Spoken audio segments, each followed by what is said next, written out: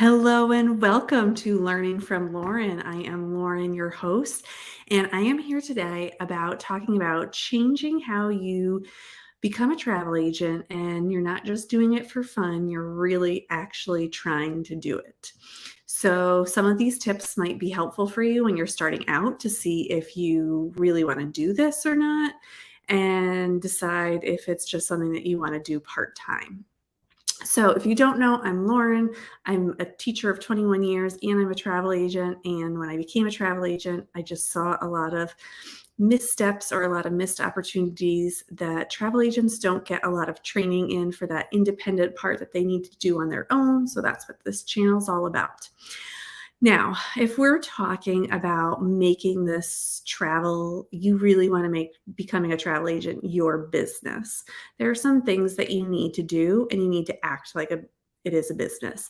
First thing I'm going to say is that I've done a video, but you do need to spend money first. You cannot expect that you will not be able to make like you're going to make money first and then be able to use that money and put it right back into your business.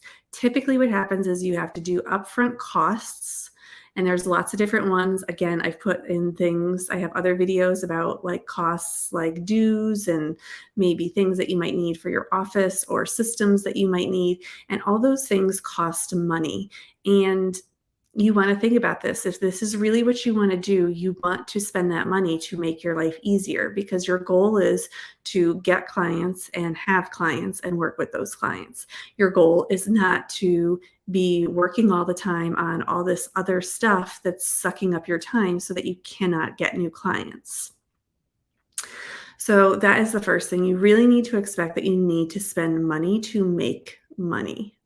The other thing is that you really have to market. You can't just assume that anything that you put on social media is going to draw in people.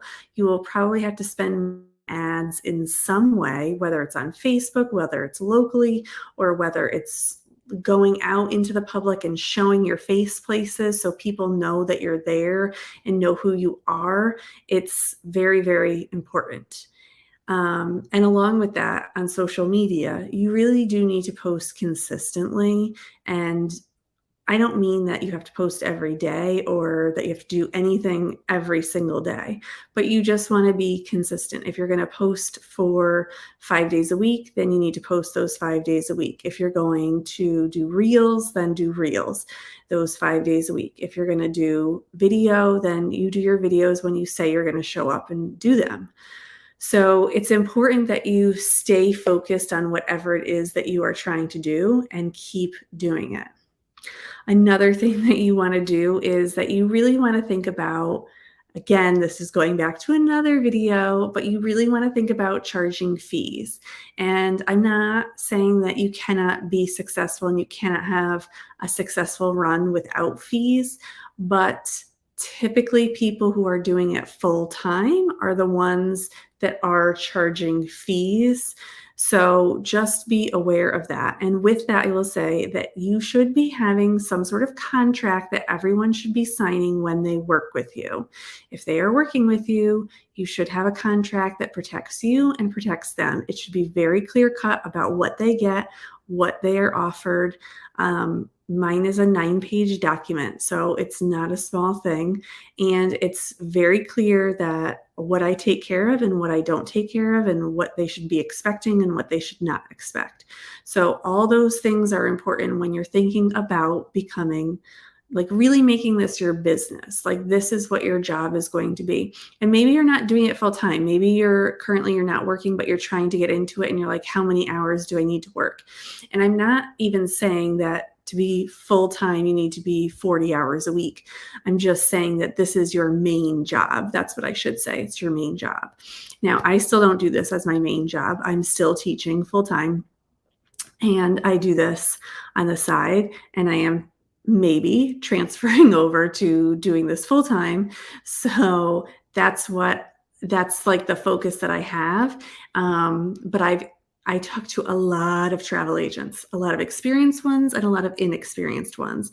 And they all say the same thing, that You're basically running your own business. Yes, you might be with a host. Yes, you might work with an agency, but it's still your own business that you have to run. And it's whatever you're going to put into it is what you'll get out of it.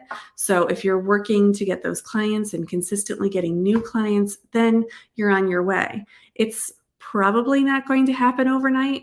There are some people it totally happens right overnight for them, but for most people, it's going to take some time. And I would say, that's what's so great about this career is that you can start off part-time and see how it goes and do it for like a year or 2 or 3 or 4 and then see like, okay, could I just do this or what would I need to do it? And some of those questions you can't answer because they're different for everyone, which is why I can't make a very specific video because everyone is different and how everyone runs their business is different. But after a few years, you can see like, oh, I could do this full time. So like I'm at that part where like I have to think about like, am I going to do this full time or am I going to be stressed out and working 2 jobs like the whole time, all the time? And that's just where I'm at in this process.